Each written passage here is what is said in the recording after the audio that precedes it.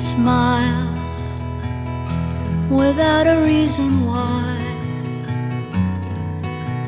Love as if you were a child. Come si sia inabissato in quel tratto di mare non è dato saperlo. Lo hanno cercato per molti anni senza trovarlo, al punto che si pensava ad una leggenda. La leggenda di un aereo precipitato al largo di Santa Caterina durante la Seconda Guerra Mondiale.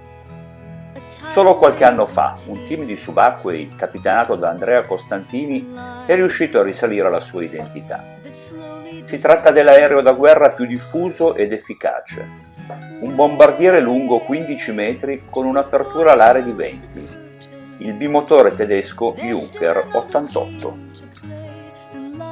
Il mare nasconde molti segreti di inestimabile valore che potrebbero aiutarci a ricostruire la storia dell'umanità.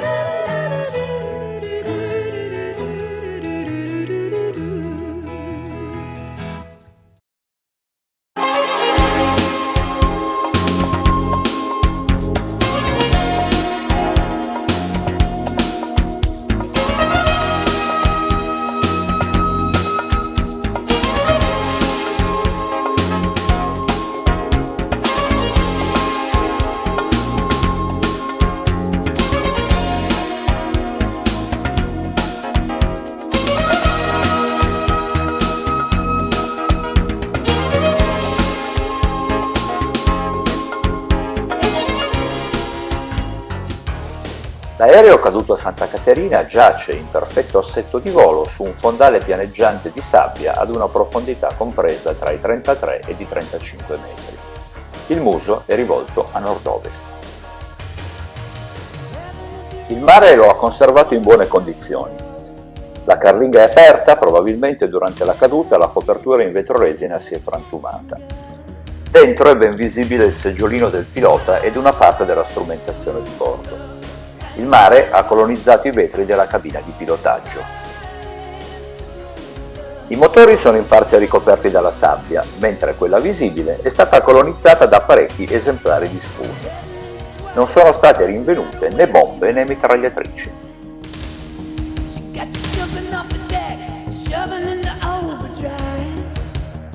All'altezza del boccaporto, il tronco dell'aereo è spezzato in modo netto. La coda ed il ruotino giacciono una trentina di metri più indietro. Sull'ala di coda è visibile la croce uncinata, grazie ad un sommario lavoro di pulizia di quella parte della lamiera. In una seconda ricognizione sono state trovate altre lamiere. Si trovano a circa 90 gradi dalla posizione di assetto dell'aereo.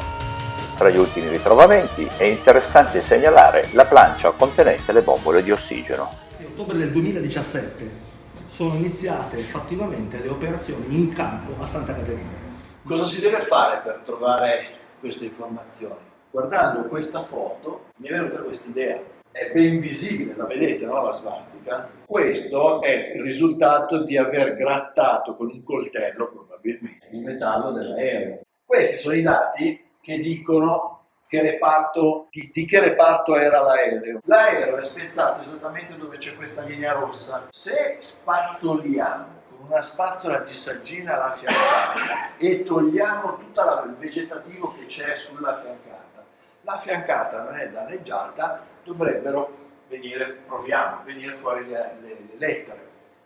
Ma questi dati sono speculari dall'altra parte, nel senso, se qui c'ho B3, DL nella coda, dall'altra parte avrò che B3 nella coda e DL nella carlinga. Quindi, spazzolando da una parte e spazzolando dall'altra, metto insieme la mia sigla.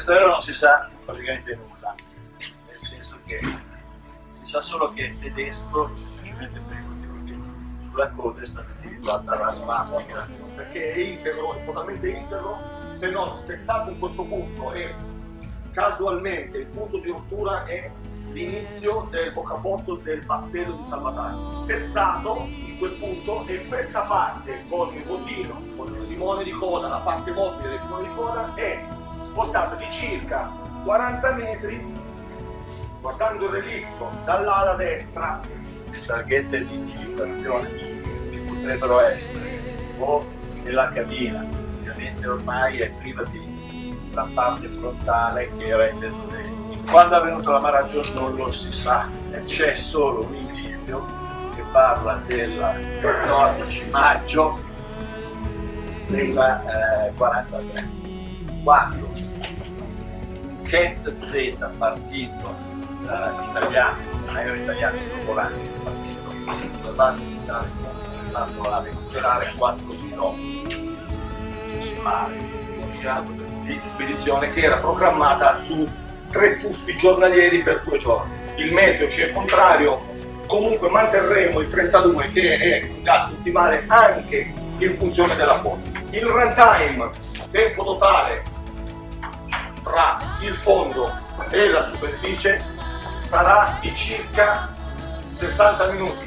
Si rimane quasi in curva di sicurezza. Monteremo un pedaggio, ora allogheremo il punto ideale di dove poterlo sistemare, in modo da poter scendere e risalire dal sito senza dar fastidio ai gruppi che sono già in lavoro.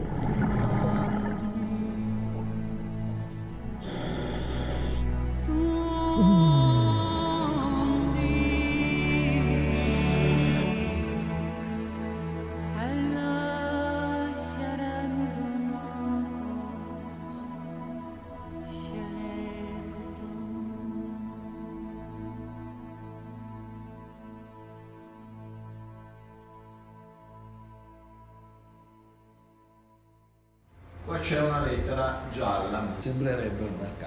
Questo è comunque un segno identificativo. La lettera gialla indicava già un gruppo, quindi diciamo che di questo aereo ne sono stati prodotti quasi 16.000 esemplari. Questo tipo di aereo era uno Junker 88A in quanto aveva le eliche di legno. Sul motore di questo aereo vi sono ancora i bulloni che tenevano fermo il rotore dell'elica. Ne abbiamo già catalogati una parte, situati in aeroporti limitrofi. Non è finito il lavoro, manca ancora un pezzo chiaramente, non abbiamo terminato. Ci divertiremo ancora un po'. Assolutamente.